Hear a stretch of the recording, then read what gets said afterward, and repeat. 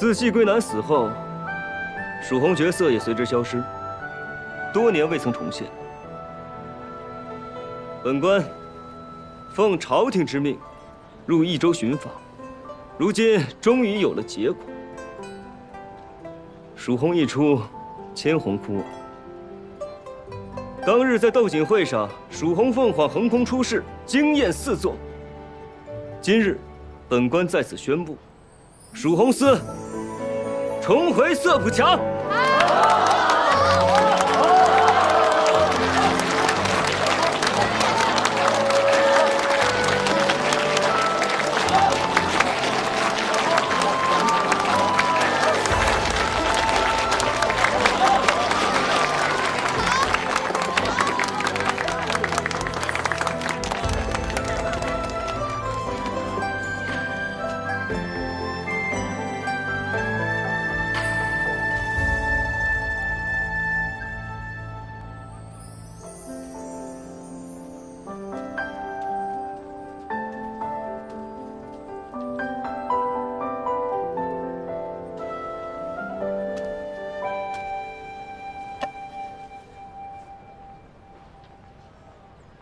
这蜀红是你重现的，自然要写你的名字。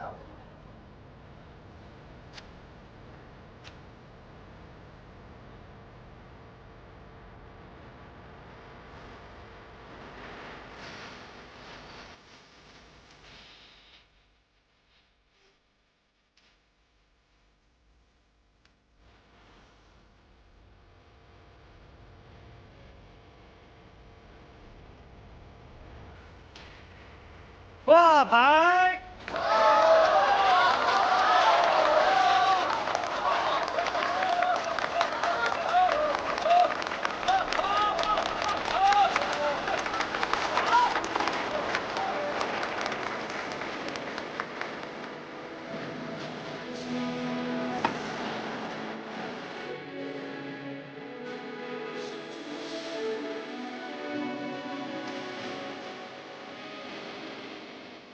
以后我也要染出新色，也要当锦王，这样我的名字就可以出现在阿姨旁边了。好，这就得给你留着啊！太棒了，我会染水红色，阿姨。太棒了，我会染水红色。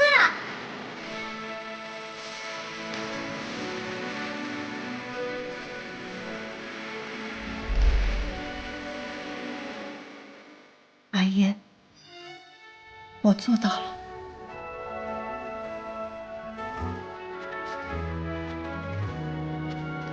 金娘子，杨警官，请你进去核对一下制造贡品所需的蜀红丝数，请。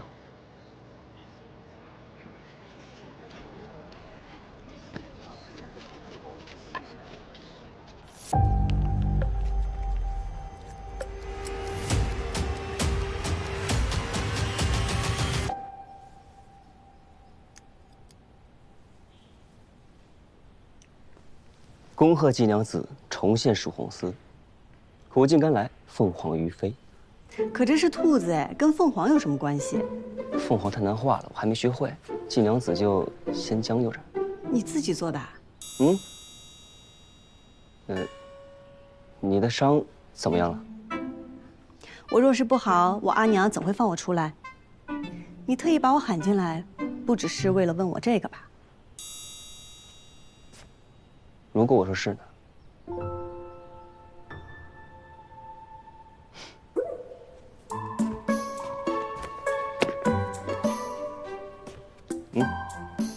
坐。物归原主，我师傅找到的。在哪儿找到的？我不知道，还在查。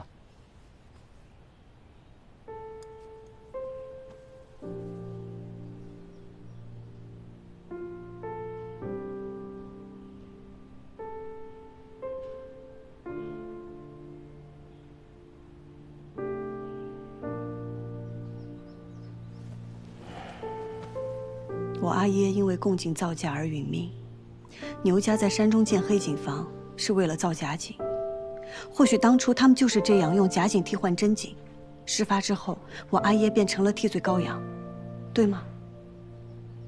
金娘子，咱们约法三章可好？查案归我，定还你一个真相。那我需要做什么？做生意。杨某看似光鲜，实则挺穷的，说不准某一日还需要季娘子接济。我抄律法，行贿当抓，受贿当斩，我不敢。到时候你可以把钱袋扔地上，我假装捡到，顶多算拾金不交，道德有失，触犯不到律法。给我关！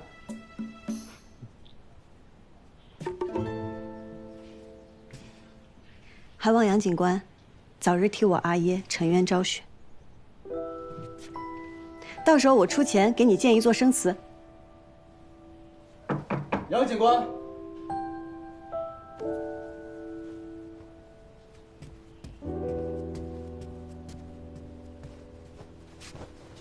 进来。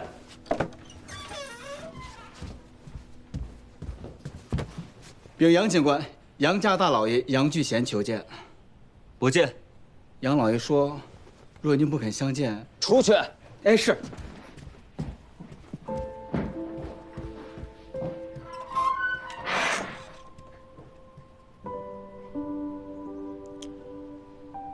其实我跟他也没什么深仇大恨，过去的事儿都是他身不由己，也是我年少不懂事。可过去了就是过去了，没必要和好，更没必要道歉。我不习惯，更不需要突然出现这么一个阿姨。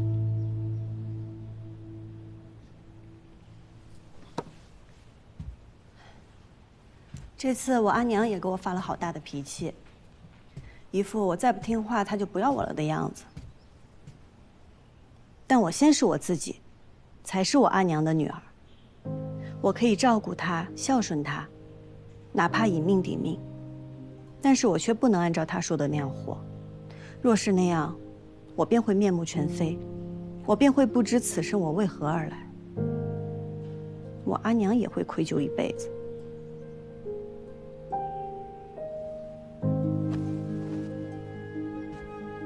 你的意思是，觉得我没必要和好？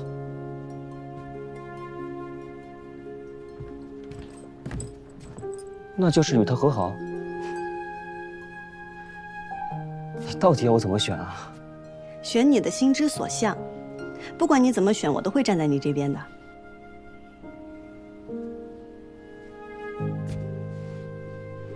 因为我们是盟友，这是我应该做的。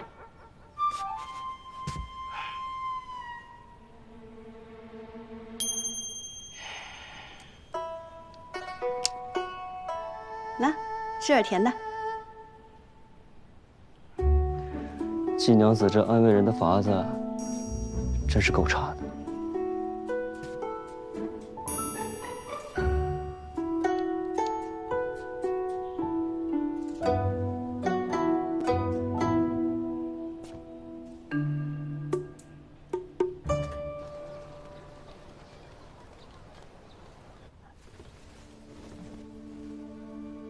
我戴着面纱，也没有人看见我进来，不会影响我暗中行动。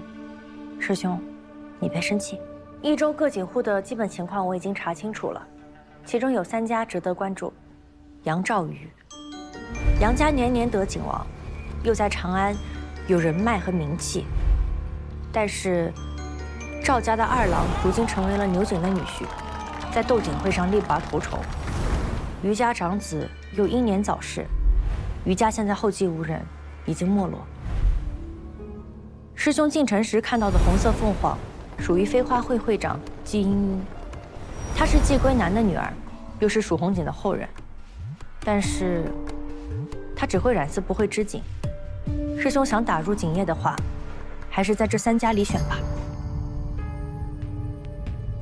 打入锦业，如何打入锦业呀？是开个锦铺？还是建立一支商队啊？要是这么简单的话，为什么要我亲自来呢？中原人有句话叫授人以鱼，不如授人以渔。诸位，我家郎君久慕蜀锦之瑰丽，遂千里求锦。然蜀锦千样，千样千价，实不知该如何出价收购。怕价低辱没了真品，也怕价高流俗于凡品，故而想借众位蜀锦行家之慧眼，帮我们估一估价。凡送锦者，我们白府来者不拒，仅选此处，供大家品鉴。若有真品，千金愿求。大家将心目中悬于此处这蜀锦的价值写下，价值平均，便是此锦的最终价值。你这法子啊，倒是挺新奇的，可我们帮你写价能得什么好处？对呀，大家请看。上节目。刚才那个问题问得好啊！做生意嘛，无非就是买卖公平，礼尚往来。诸位，白某让你们帮忙，但绝不会让你们白帮忙。在这竹片上，一面写上你们的名字，另外一面写上价格，价格最为接近者，白某送上一片金叶子。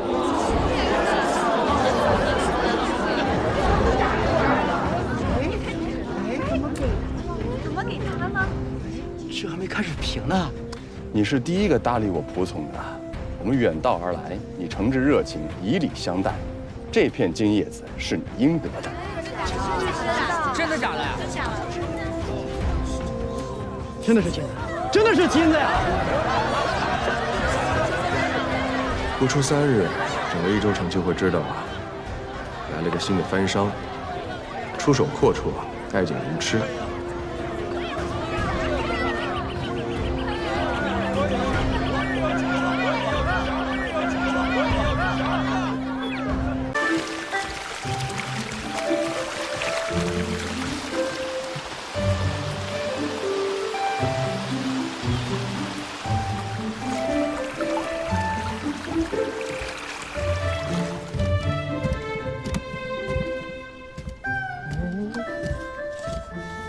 我真的看不出这2根丝有什么区别。我也看不出哎。那一起对比看，现在能看清楚了吗？哎，这束好像颜色更浅淡些。蜀锦是千丝万缕织成的，每一根线颜色差了1点，整副锦便会差了1倍。你们先从这一把看，再一根一根往外拿，直到你们的眼睛能够适应，即便是2根对比也能看出差别。那你们就会知道用什么样的颜色能事半功倍，锦上添花了。这不是那些锦户要学的吗？若我们能帮他们做好这一步呢？如今我们飞花会不仅有朱颜橐，还有蜀红丝，还有各家的特色丝线。但是想要再上一层楼，我们不能只染丝，也不能只卖丝。啊？哎，那还卖啥子？只要买我们的丝，肯额外付钱，我们就可以为他们的锦样挑丝配色。关键现在没人买咱们的丝。你拉我咋子？他早晚都得知道。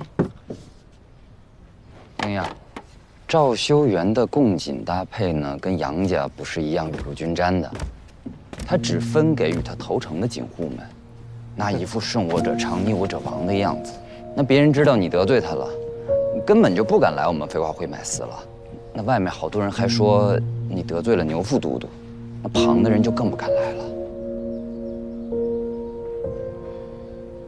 我的确是得罪了牛锦，你们如果……哎，如果什么呀？那我们都上了贼船了，还让我们马上下去啊？哇，我跟旁人说，我跟季莹莹毫无关系，老死不相往来，那谁信呢？对呀，就是。而且现在只是益州的锦户不买我们的丝嘛，大不了我们去找其他人买噻。你们听说没得？最近几天番市来了一个大富商，有钱的很，对，买过锦1掷千金呢。1掷千金？不止如此。他把所有想卖给他的锦都放在府门口展示，让众人品评。阿娘，娘，我都好了，不必喝了吧？益气补血的。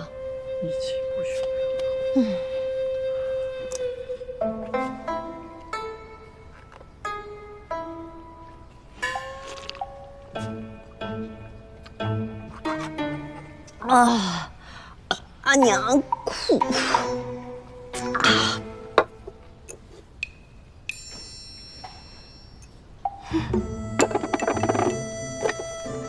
阿娘一个不够。哎，洋洋，你阿娘怎么了？我惹她生气了，现在除了喝药吃饭，一概不理我。哎呀，这天下当阿娘的，果然都一样厉害。还有谁？我阿娘啊。这样我舒服多了。平儿怎么还没来？嗨，他又被他娘拉去相亲了。啊？他又去相亲了？不行，爷是他的英雄，也得去救他。我是不会乘船而会的。你给我站住！他弟弟英就是个祸精，成天捣我能惹事儿。你看你现在都变成什么样子了你？在加入赛华会之前，你什么时候这么离经叛道过？我跟你说，你要再这样下去，就真嫁不出去了。嫁不出去就不嫁，有什么了不起的？别说我啊！不，你别生气，拉着我！不，别，你先走，你先走。不，别生气，不，你放心，我去哄他啊！放心，不啊！平儿，你阿娘是不是又逼你相亲了？老师长，能不能让我一个人待会儿？平儿，别的郎君没有演过，不代表天下郎君都没有演过。我就喜欢你现在这样子。求你了，别说了。平儿，你放心，你阿娘再逼你相亲，你就说也愿意娶你。闭嘴！只要你娶了，我这辈子都不嫁人，我不嫁人。你不嫁就不嫁，你别哭啊！你不知道，你什么都不知道，你别跟着我了。我也想知道，你也不告诉我。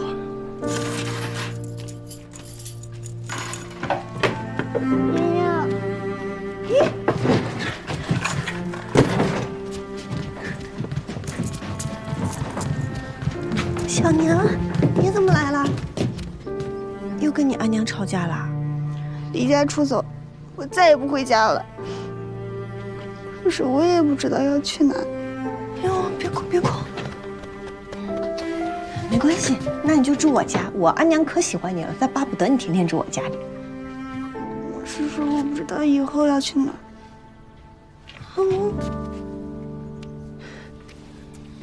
我明白，你别着急，先走着呗，走着走着，说不定就知道了。哎呀，我现在就带你走。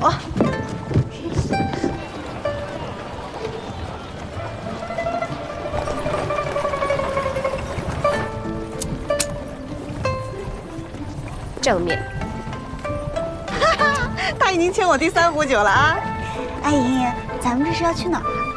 藩市来了一位奇人，我们去看看。藩市，我阿娘说藩市鱼龙混杂，全都是坏人。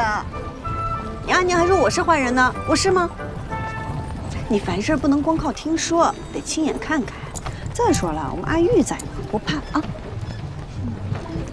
哎呀，希望今天能够顺顺利利的，在天黑之前赶回家。你说那个奇人是不是姓白？大张旗鼓，一掷千金。你都听说了？能满大街撒钱的，要不就是脑子有问题，要不就是背后有图谋。图谋嘛，必然是有的。利用众人估价，得到蜀锦真实价格，接近实价买锦，而且在短时间之内就打开了自己的名声。好厉害啊！好狡诈，好机会。玉石，各种珍稀的玉石，看一看。这位朋友，看一看我们这儿的玉石。哎呀，现在益州城的锦铺大多都不敢买飞花会的丝了，我只好来这儿碰碰运气。那位白郎君敢如此大手笔的花钱，说不准胆子也够大。你这可是与虎谋皮，总好过如履薄冰啊。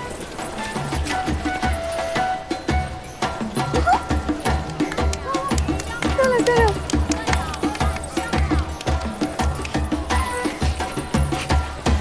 哦，谢谢。娘子，5文钱。别家都是1文5个，你这儿5文1个，正好，打劫还送个饼。饼不贵，5倒贵。哎呀，难怪说你们藩市的人最会做生意了。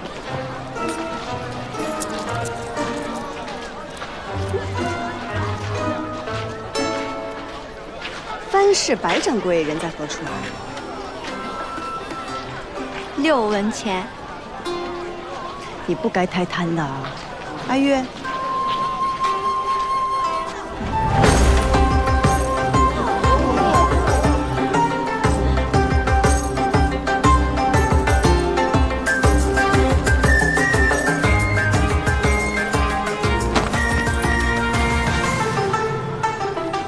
饼免费，飞天6文，给钱还是指路？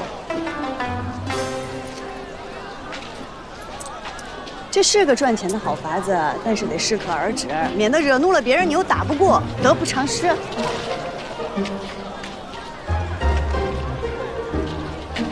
尝尝，尝尝5文钱1个的大饼。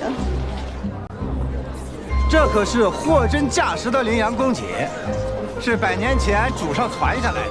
要不是家里急着用钱，我是万万舍不得拿出来卖。还请诸位给个公道价。多谢诸位，多谢诸位。100年，颜色能有这么鲜艳？这便是蜀锦啊，历久弥新。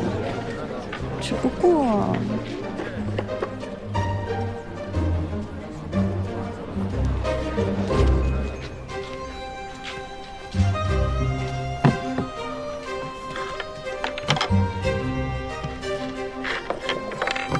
这些便是这方锦在诸位心里的价格了。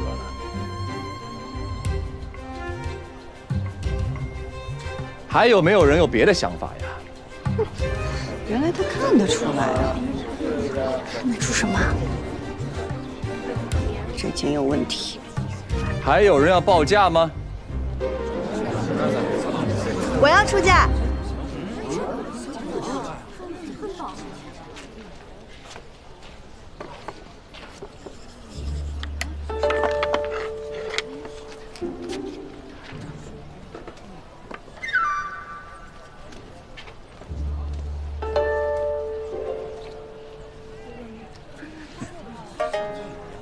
这位娘子觉得此锦1文不值。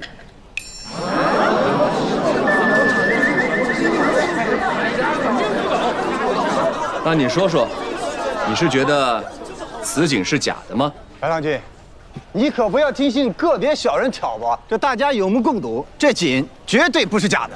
这锦确实不是假的，但它也不是真的。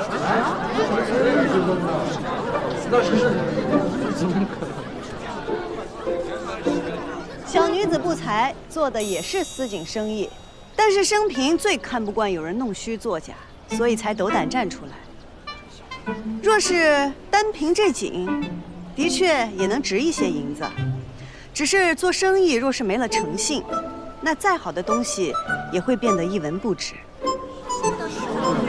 这锦不是假的，但也不至于100年。这上面的图案用的是连珠对马纹。是又怎么样？羚羊公样最喜欢用的就是连珠纹和对马纹。那也无法确定就是真的羚羊公样。100年之前的羚羊公样喜用的可不是连珠纹，而是团科环。单连珠内置对马纹，是很典型的波斯风格纹样。以团科花卉为环，内置动物纹样，才是经典的羚羊公样。什么团科环？敢在白郎君面前胡说，我看你是活腻歪了！造次，造次！这位娘子话还没有说完，你想要动手吗？白郎君，他这空口白牙的，分明就是污蔑呀！他说你没有证据啊，你怎么说？白郎君，请看，这里用的丝线颜色乃是水色和青白之间，为一种新色，蟹壳青。是15年前沈家染坊坊主沈阳所染制。试问，这怎么会出现在一幅祖传的蜀锦之上呢？这祖宗未免也太年轻了。说七窍青就是七窍青啊，那我还说的，就是水色呢。我说了自然不算，但是警官府可以验丝验色，白郎君可去警官府一验便知。我不卖了，我。郎君饶命！不是，郎君饶命！我不干了，我再也不干了。白某千金买锦，还请蜀锦人家共鉴，够有诚意的吧？你还蒙我？送过来，送过来！白郎君，哎，白郎君饶命！哎，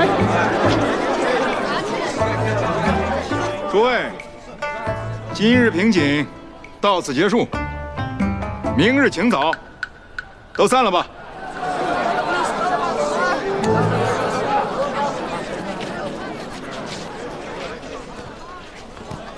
在下白胜，不知道这位娘子怎么称呼啊？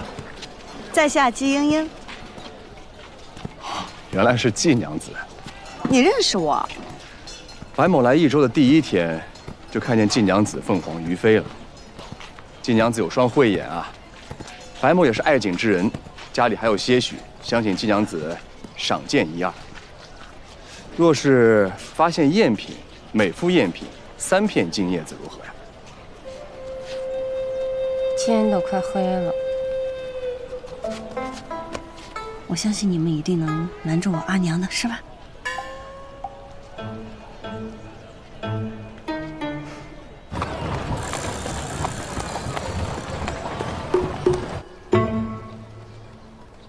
这边请。你可以随便看看。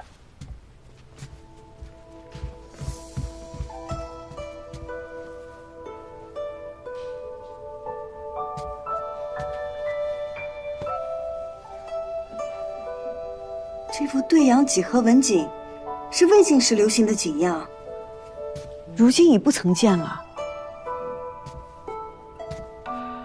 这幅花瓣团科禽鸟锦，纹样虽常见，但织工了得，配色自然，也是不多见的珍品啊。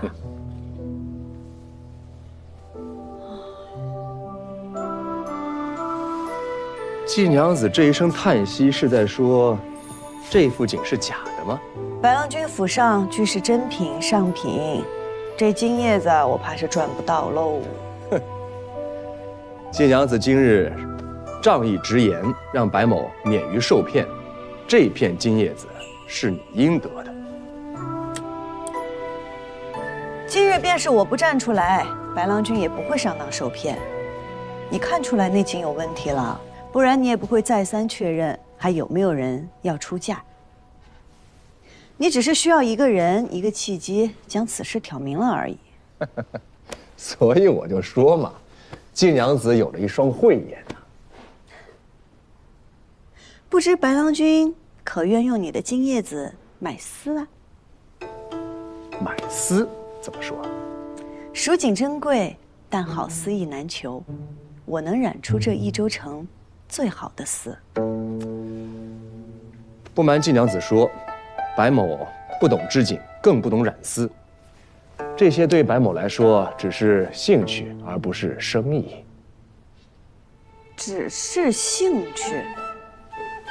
那，在季娘子眼中，白某的目的是什么呢？哎呀，我还以为白郎君这里有一笔大生意等着我呢。看来季娘子要失望了。既然是只买锦，那又何须如此费时？我知道这城中谁家的锦好，若是郎君有意，我可为郎君和锦户牵线搭桥。季娘子这么做是希望从中赚到一些什么呀？人情。人情。实不相瞒，因为误会，城中的锦户大多都不买我家的丝了。可我若与他们介绍白郎君这笔生意，那在重利之下，他们又怎好意思不用我的丝呢？那如果白某要做生意的话，为什么不直接跟他们做生意，要通过季娘子你呢？不是不可以，只是白郎君可知，在这益州城，各家特长所在，用料如何，几时买最便宜？你又可知什么样的纹样是当下时兴，什么样是陈年积压？当然啦，这些白郎君也可以找人去打听。只不过，与其找一个生人，为何不找一个走投无路，想要与白郎君合作共赢的人来信呢？白某自然是相信季娘子的，不过这一次白某构景已成，而且心满意足了。无妨，来日方长，希望日后有机会能与白郎君合作。好，告辞。不送。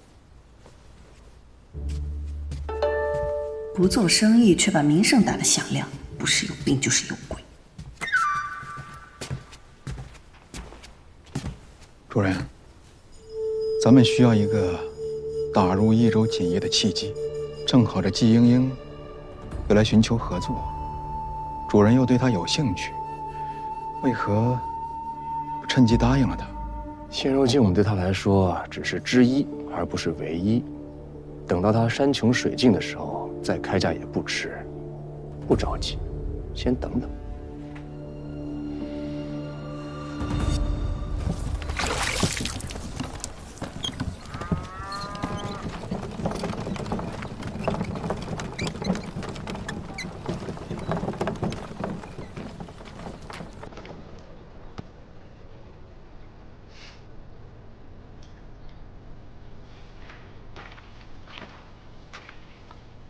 赵景王，蜀红丝数目我已知晓，待丝线和染料准备齐全，我便开始染制，定不会误了织锦的时日。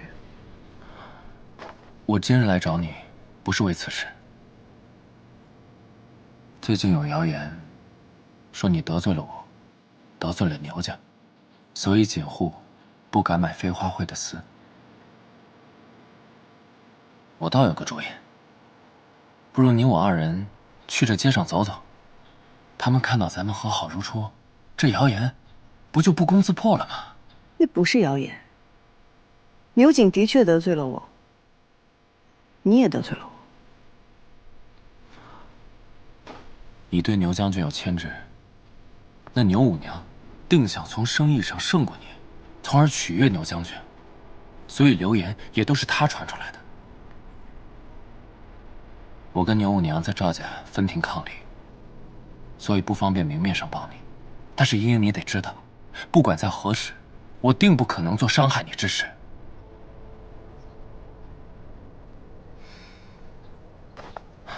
余家这些年经营不善，这次供给的订单没有拿到，所以余叔想要把它卖掉。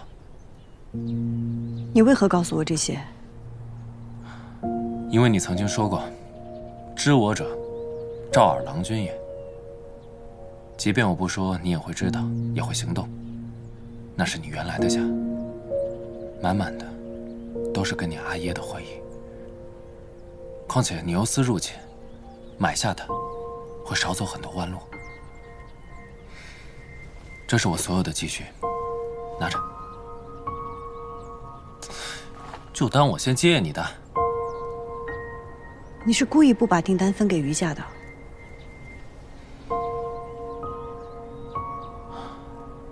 杨静兰可以为你铤而走险，我也可以。赵二郎君，有些事过去便过去吧。若你还放不下过去，无需为我做什么。我只希望你能面对自己，为人为事，无愧于心。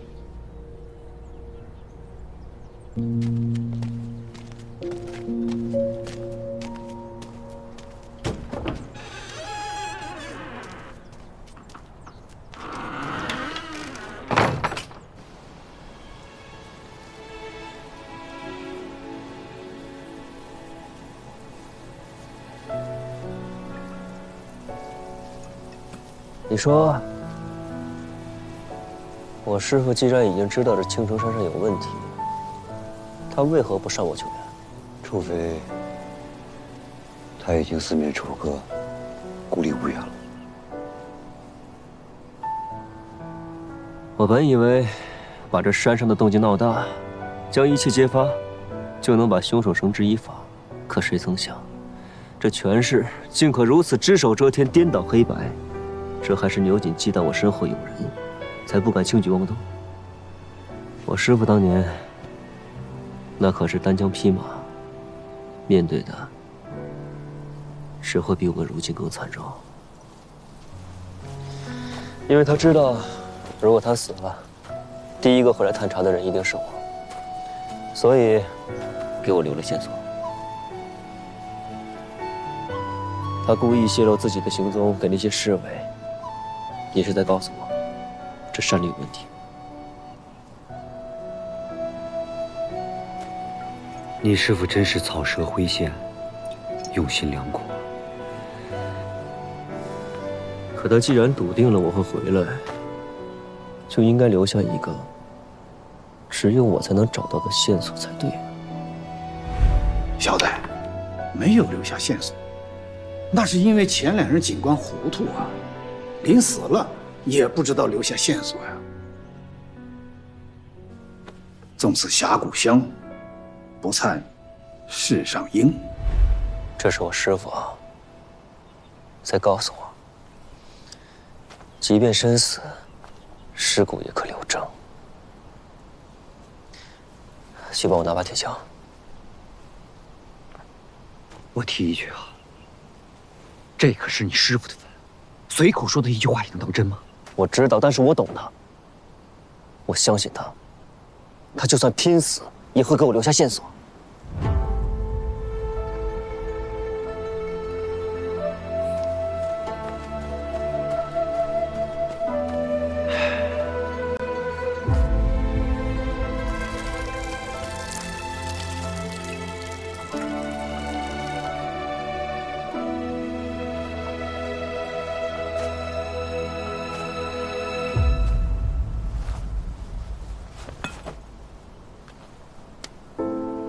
师父，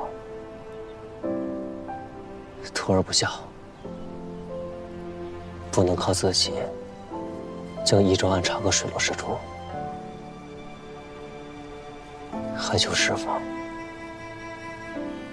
再指引徒儿一次。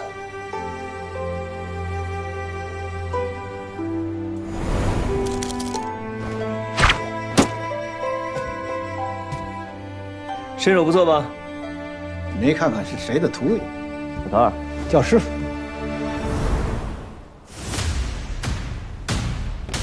诸葛，你过来。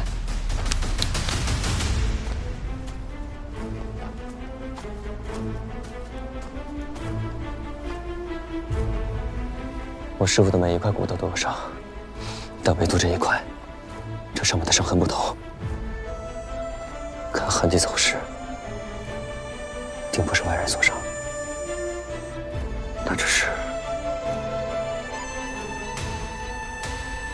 这是他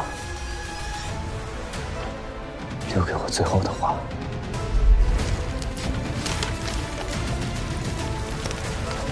什么消息都传不出去，什么人都不敢再相信，他只能一刀为笔，以自己的尸骨做纸，给我留下线索。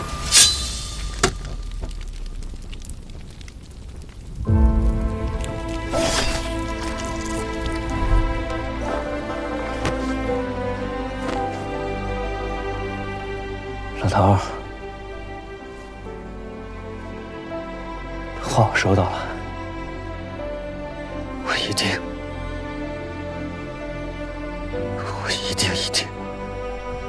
会把害你的人都揪出来，给你送去磕头赔罪。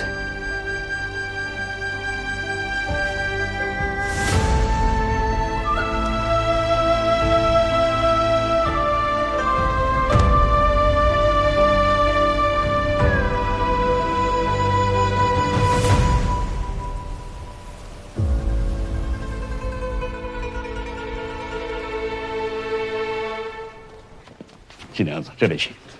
家主正在见客，请金娘子稍后。没关系，都是蜀锦人家，一起聊聊。听着声音像，没想到还真是金娘子啊！白郎君为何在这儿？余家百年锦业有一些珍品，倒也合理。白某今日是来买余家锦房的。昨日白郎君才与我说，你不懂锦，也不做生意。昨日听金娘子一番话，颇有感触，觉得试试也无妨，更何况有这么好的机会啊！白郎君出手还真是不凡，这偶有所感，便要吞下这益州城3大锦户之一的余家。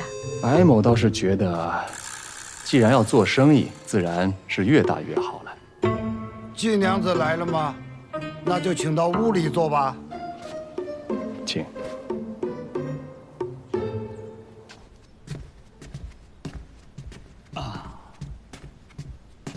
余掌柜，杨夫人。金娘子啊，上次购买丝线的余款呢，我已经让人给备好了，一会儿呢，你就可以直接到账房核对收取。还有金娘子提出要与锦房合作，由飞花会帮忙挑丝配色，这个事情，就看新掌柜是否答应了。新掌柜已然定了？哦，还没有。不过你可以听一听，看看哪些条件能让你满意。不知二位出的什么价格？哦，比市价高出30%吧。余掌柜，杨家出的价格虽比不上白郎君的高，但我们杨家多年织锦，如果锦房放在我们杨家手上，那定是源远流长，绝不会辱没和亏待了你的工匠们。金娘子，你看我们2个谁更顺眼呢？白郎君许以高价，杨夫人重在情义，2位都是诚意十足。但依我看，2位的价码都不够打动人。余家100年，就这般改弦更张，难道不可惜吗？余掌柜操劳一生，将余家锦发扬光大，是再高的价码也无法买到的。商业沉浮，有辉煌就有没落。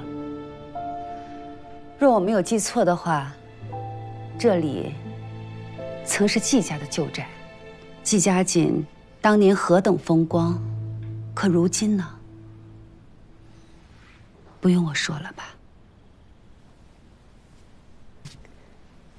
余掌柜，今日我前来想跟您聊的也是这桩生意。飞花会愿意出一笔钱注股余家，从此飞花会出丝，余家织锦，既能解决眼下的困难，又能保住余家的招牌，岂不是两全其美？金娘子可知道你口中的两全其美得花多少钱呢？昨日你还说处境困难，怎么，今日又能拿出钱了？昨日我与白郎君说，是以为你我能合作，不想今日我们变成了竞争敌手。白某若是可以顺利地盘下余家锦房，定跟金娘子构思合作。余掌柜知我从不空口白话，钱的事情我会解决，但求余掌柜给个机会。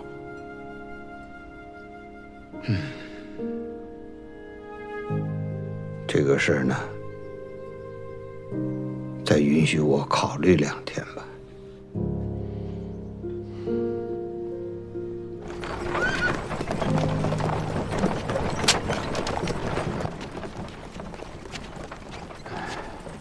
余掌柜，您若有顾虑，可以直言。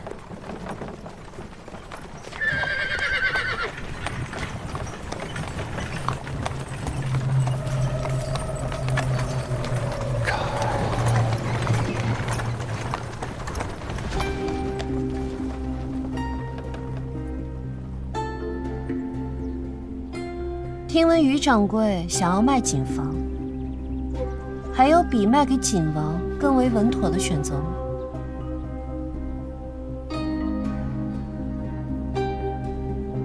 于掌柜不必急着答复，我今日来，主要是为了顺路送个人。阿公，希儿。 星儿，你怎么在车上呢？啊，我不过是在路上偶然遇到他。听闻于娘子心若稚子，不谙世故，于掌柜可要照顾好您的孙女儿。下一次可就没这么好运了。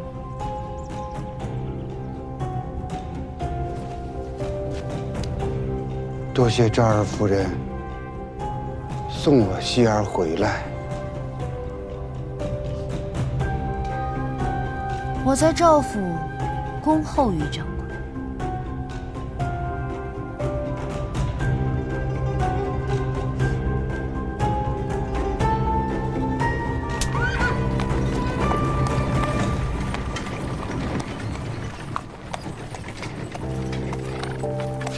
希儿，你没受什么伤害吧？阿公，我没事。那位戴面具的娘子想要伤的并不是我。 于掌柜，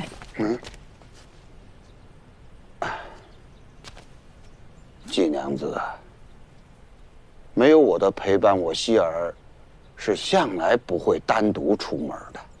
我实话跟你说，我于叔可以没有谨防，但是，我绝不允许我希儿有半点受到伤害。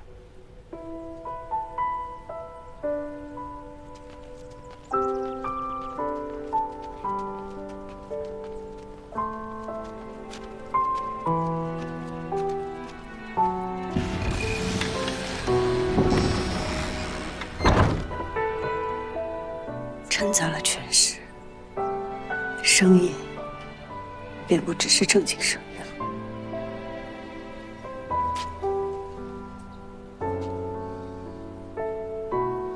杨警官，愿你早日砍了这些魑魅魍魉。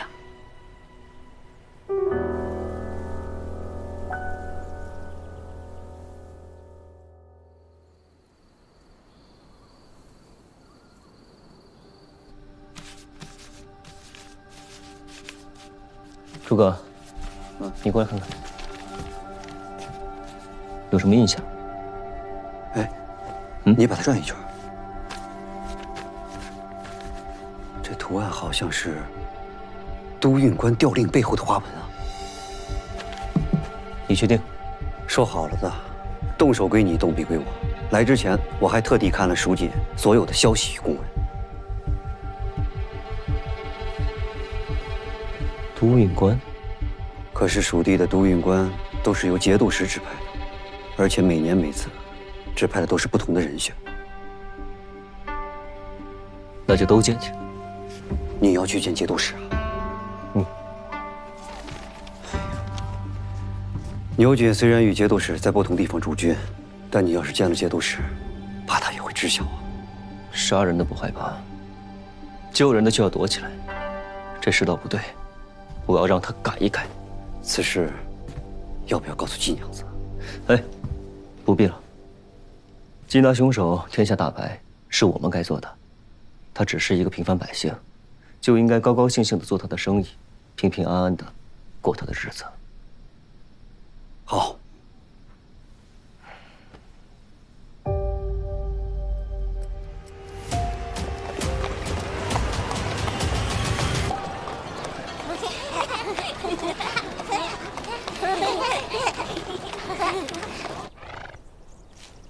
茵茵，要不咱们还是敲门吧。你又不是第一天认识于掌柜，他说不见客，那就是不见客。他不见客是又不想卖景房了吗？你说一个人要卖掉自己的景房，他最想得到的是什么？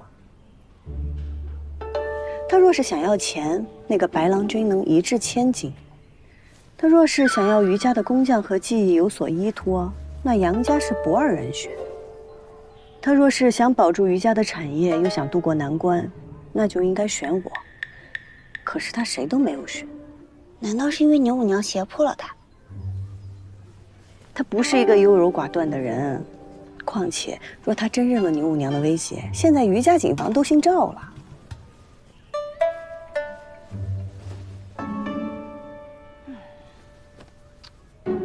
如今他闭门不出，他应该是在犹豫，他不知道自己该不该卖掉锦房，也说明我们给的价码都不是他想要的。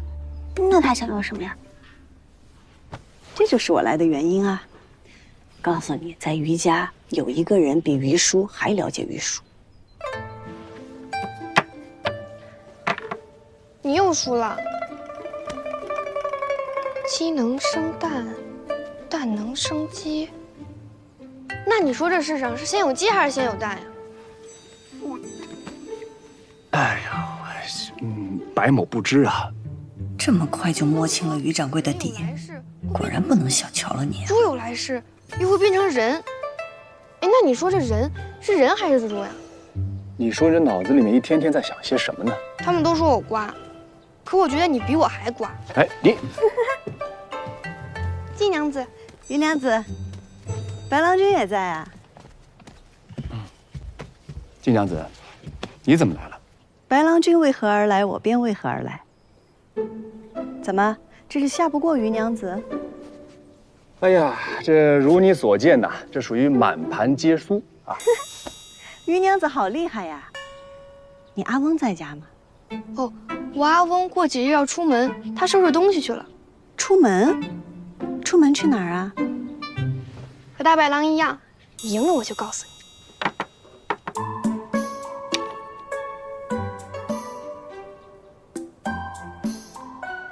哇，你好厉害呀！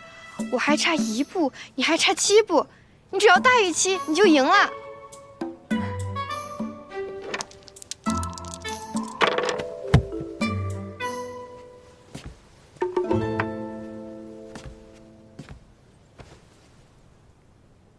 正好7步哎，你赢了。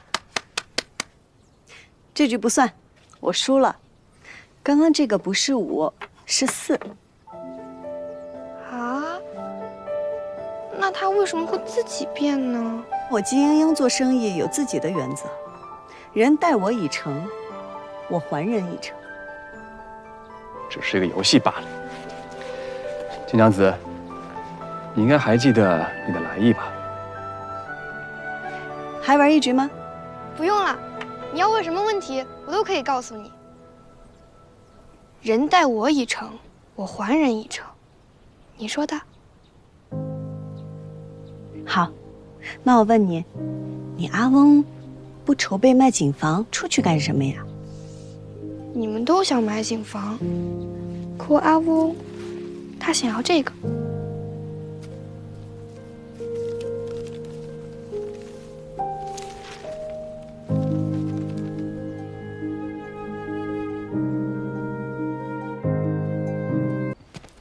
你这就是刺破了一些，你找个可靠的医师，保守的严重些就行。快把门打开！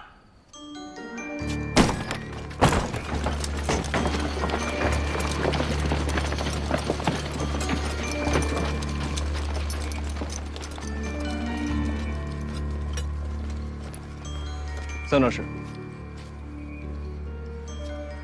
刺客呢？不见了。走！是。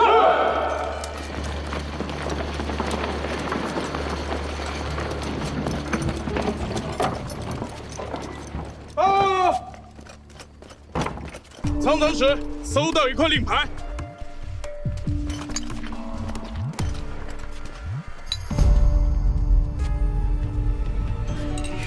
你小子比抓住老夫一个人害啊！下官怎敢害你呢？这可是大功一件啊！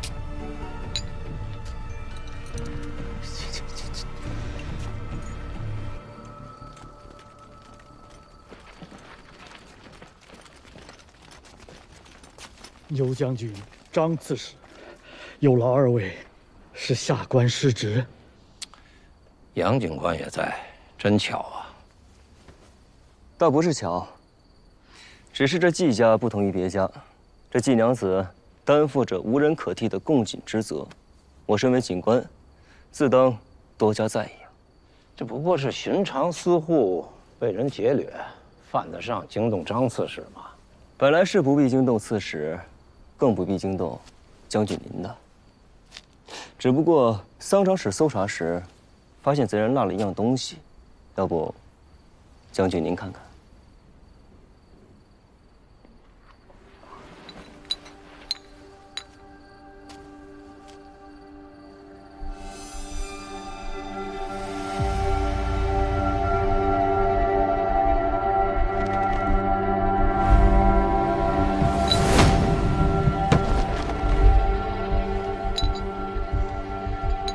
本将的令牌，哼，这个贼人可真是可恶啊！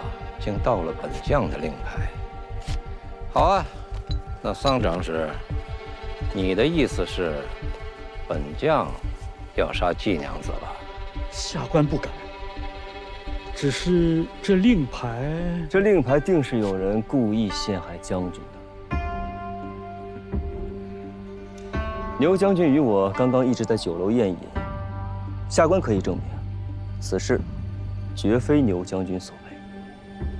况且，若真要行凶，为免暴露，也绝不会带有任何能够证明自己身份的东西。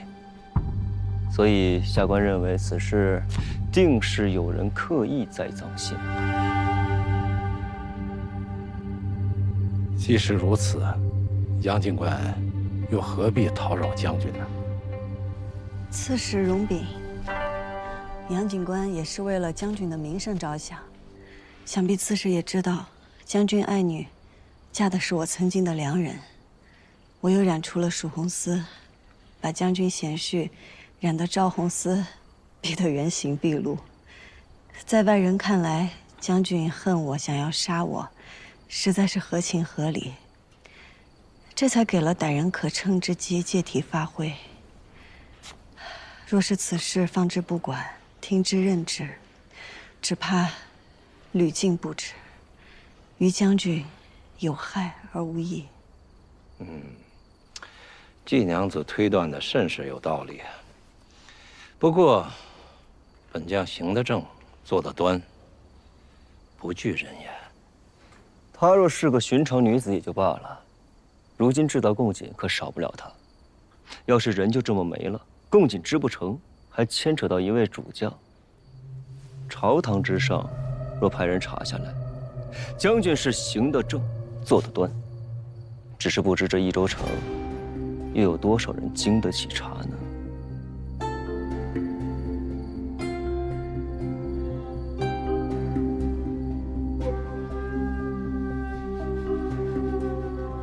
不知杨警官有何高见呢？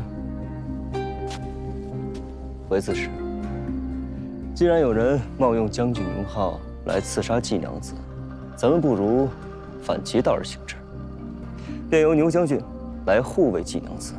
一来，将军智勇无双，定能护住季娘子；二来，只要季娘子平安，这谣言吧，也就不攻自破了。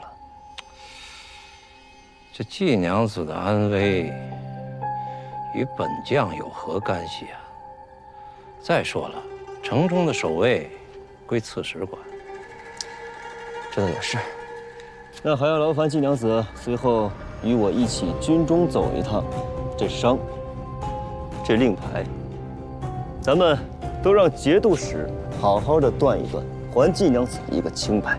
好啊，若有机会见到节度使，英英定会知无不言，言无不尽。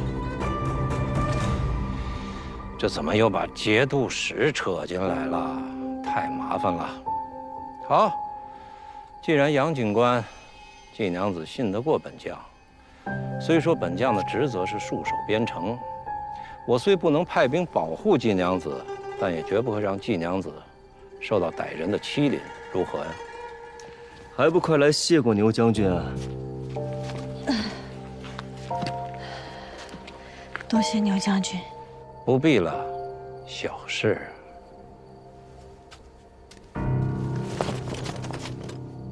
有劳了。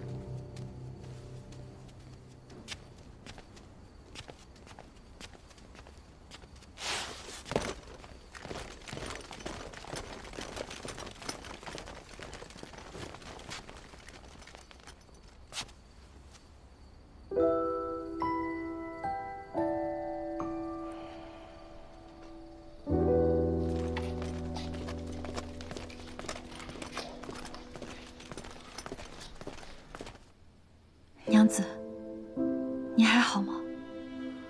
无妨，这么多年，已经习惯了。若不是我在山上被控制，娘子你也不会上山。锦房的事情瞒不住的，即便没有了你，杨金兰也会用其他的办法让我上山。你无需自责。可是娘子，你吃了多少苦，遭了多少罪，那么不容易才走到今天，奴婢怎么能不自责？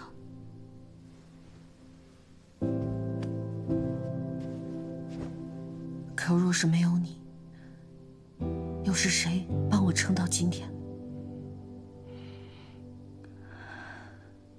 娘子救下奴婢的那天，奴婢就答应娘子，奴婢不是牛府的奴婢，是牛五娘子一个人的奴婢。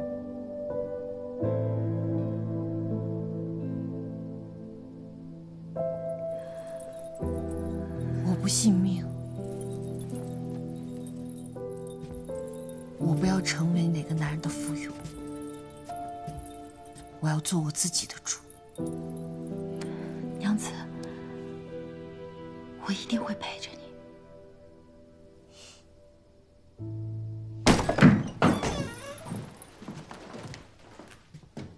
你来做什么？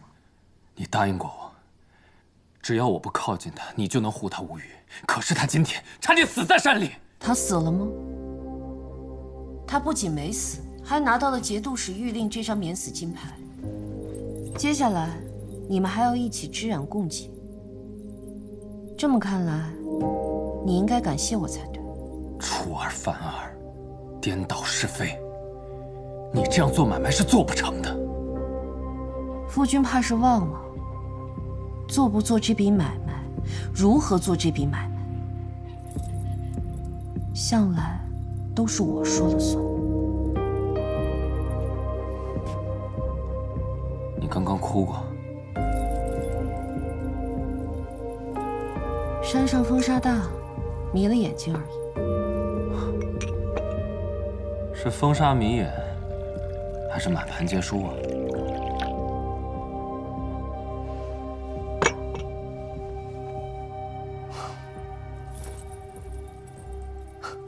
夫君啊，我输了，大可从头再来。可你呢？手中无棋，连棋桌都上不了。无论如何，我都是那个执棋人，不是吗？